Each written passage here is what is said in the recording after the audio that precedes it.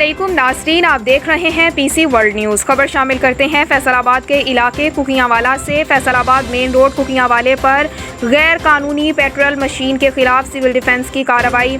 हमारे नुमाइंदा खुसूसी फैसलाबाद शाहज़ेब मुखी की तफसीलात के मुताबिक फैसलाबाद मेन रोड कुकियावाले पर गैर कानूनी मशीन लगाकर पेट्रोल की फरोख्त जारी थी कि सिविल डिफेंस ने छापा मारकर पेट्रोल की फरोख्त को बंद करवाया। मौके पर मौजूद इलाका मजिस्ट्रेट ने चालान करके मशीन पुलिस के हवाले कर दी, लेकिन पुलिस ने मशीन को थाने में 1 घंटा रखने के बाद मशीन वारिसान के हवाले कर दी।